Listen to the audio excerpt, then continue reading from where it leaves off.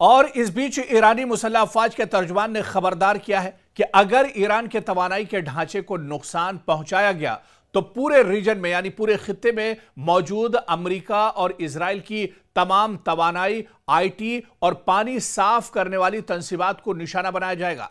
इस बीच ईरान ने 6 बड़े मुतालबात भी इजराइल और अमेरिका से किए हैं।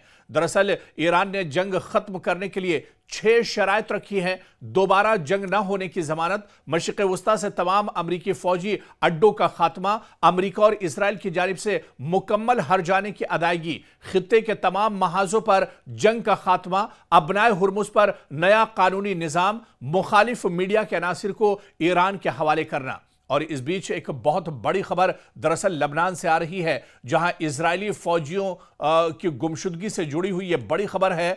जुनूबी लबनान में इजरायली फौजियों का एक ग्रुप लापता हो गया है, जिनसे राब्ता मुनक़ते है। इजरायली फौज ने इस वाक़े पर सख्त सेंसरशिप नाफिज कर रखी है। आपको बता दें कि जुनूबी लबनान के कस्बे नाकूरा में हिजबुल्लाह और इजरायली फौज के दरमियान जमीनी लड़ाई शदीद होती जा रही है, क्योंकि हिजबुल्लाह गोरिल्ला लड़ाई में बहुत महारत रखते हैं। ऐसे में इजराइल को काफी परेशानियों का सामना करना पड़ रहा है। और इस बीच आपको बता दें कि इजराइल का काफी जानी नुकसान हुआ है। ईरान ने जुनूबी इजराइल के इलाकों डिमोना और अराद को निशाना बनाया है, जिसमें कई अफराद मारे गए हैं और तकरीबन 200 से ज्यादा अफराद जख्मी हुए हैं। यह हमले इजराइल के लिए जानी लिहाज से अब तक के सबसे घातक हमले एक तरह से साबित हुए हैं। और इस बीच एक और बड़ी खबर आपको बता दें कि अमरीकी फजाइया ने तस्दीक की है कि लुजियाना में वाक़े बारिक सिडिल एयरबेस, जो जौहरी कमांड सेंटर है, इस पर 1 हफ्ते से ज्यादा अरसे तक नामालूम ड्रोन्स परवाज करते रहे, जिन्हें रोका नहीं जा सका है। और इस बीच मशरिक़ वस्ता से भी बड़ी खबर आ रही है, जहां पर यूएई और शारजा के करीब एक बहरी जहाज के करीब बड़ा धमाका हुआ है, जबकि कतर का एक हेलीकॉप्टर मामूल की ड्यूटी के दौरान समंदर में गिरकर तबाह हो गया है, जिसके अमले की तलाश लगातार जारी है। वहीं इराक से भी बहुत बड़ी खबर आ रही है। बगदाद में वाक़ अमरीकी विक्टोरिया बेस पर इराकी मिलिशियाओं की जानिब से एक बार फिर से हमले किए गए हैं और इस हमले में काफी ज्यादा अमेरिका को नुकसान उठाना पड़ा है। इस बीच एक बड़ी खबर और आपको बता दें कि इजराइल के अंदर कई हिंदुस्तानी दरअसल फंस कर रह गए हैं। और आपको बताते चलें कि अराद, जहां पर यह हमला ईरान ने किया था, वहां पर भी कई हिंदुस्तानी एक तरह से फंसे हुए हैं। इस बीच आपको बताते चलें कि बड़ी खबर दुबई से आ रही है और आपको बताते चलें कि अबू धाबी से यह बड़ी खबर है, जहां पर एक ड्रोन हमला हुआ है और ड्रोन हमले का जो मलबा है वो गिरने की वजह से हिंदुस्तानी निजाद एक शख्स इसमें जख्मी हो गया है, जिसके इत्तलात इस वक्त मौसूल हो रही हैं। तो कुल मिलाकर बड़े पैमाने पर दरअसल अब नुकसान इजराइल और अमेरिका का इस जंग में हो रहा है। खासतौर पे इजराइल के अंदर बड़े पैमाने पर हमले हो रहे हैं।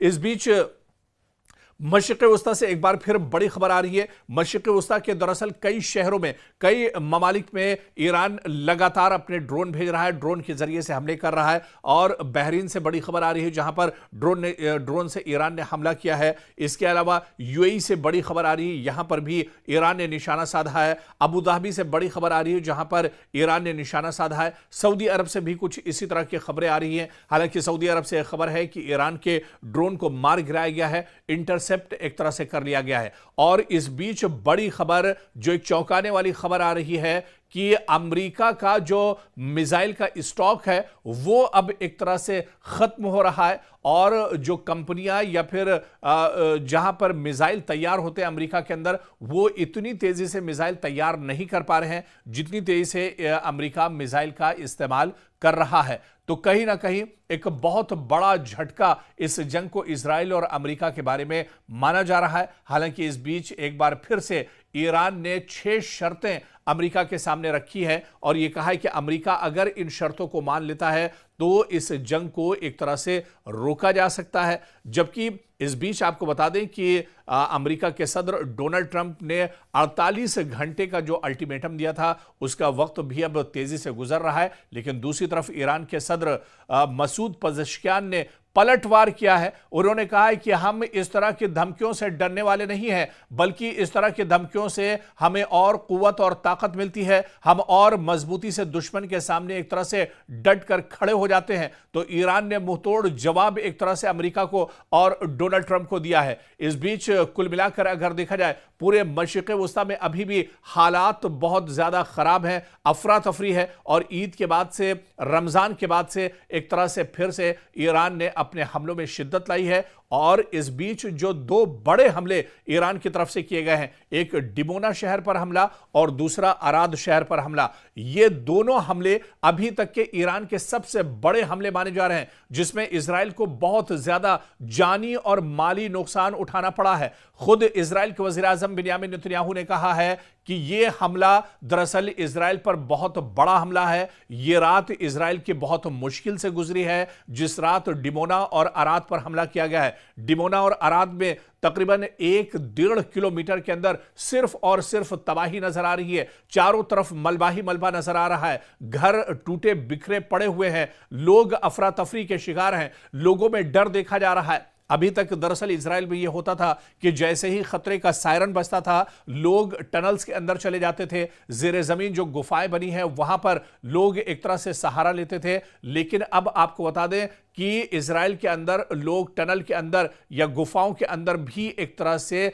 महफूज नहीं है। ईरान अब लंबी दूरी वाली मिसाइल, हाइपरसोनिक मिसाइल और बैलिस्टिक मिसाइल के जरिए से इजराइल पर हमले कर रहा है, और इसी वजह से इजराइल का अब कोई हिस्सा दरअसल महफूज नहीं है। इजराइल के हर हिस्से पर ईरान एक तरह से हमला कर रहा है, ईरान एक तरह से टारगेट कर रहा है। तल अवीव पूरी तरह से तबाह हो चुका है। हाइफा में जो ऑयल रिफाइनरी है उस पर भी हमला ईरान की तरफ से किया गया था और वहां पर भी काफी ज्यादा नुकसान हुआ है। उसके बाद अब जो नए टारगेट ईरान के हैं वो दरअसल डिमोना और अराद शहर हैं। दरअसल अराद और डिमोना दोनों बहुत इंपॉर्टेंट शहर हैं। यहां पर दरअसल जो एटमी तवानाई के सेंटर हैं, जो मरकज हैं, वो यहां पर मौजूद हैं, जिसकी वजह से यहां पर काफी ज्यादा नुकसान इजराइल को उठाना पड़ा है। दरअसल दुनिया इस बात को लेकर हैरान है कि ईरान इतनी मजबूती के साथ कैसे लड़ रहा है। ईरान के पास दरअसल इतना असलहा और गोला बारूद कहां से है,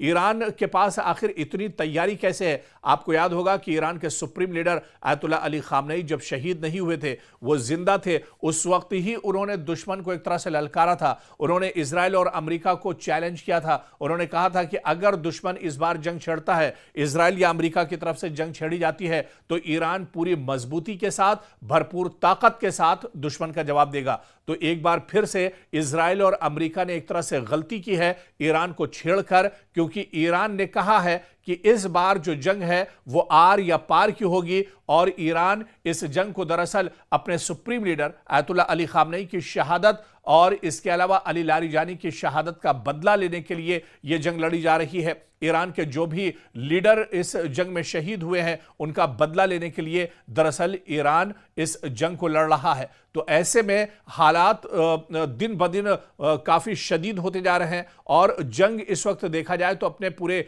शबाब पर है। अमेरिका और इजराइल की तरफ से ईरान पर जिस तरह से हमले हो रहे हैं, उससे कहीं जोरदार तरीके से ईरान लगातार पलटवार कर रहा है। और डियागो गार्सिया में जिस तरह से ईरान ने हमला किया है, ऐसे में पूरी दुनिया अब हैरान है। और एक तरह से जो अमेरिका का बहुत बड़ा एयरबेस गार्सिया में मौजूद है, यहां पर ईरान ने हमला करके दरअसल सबको चौंका दिया है।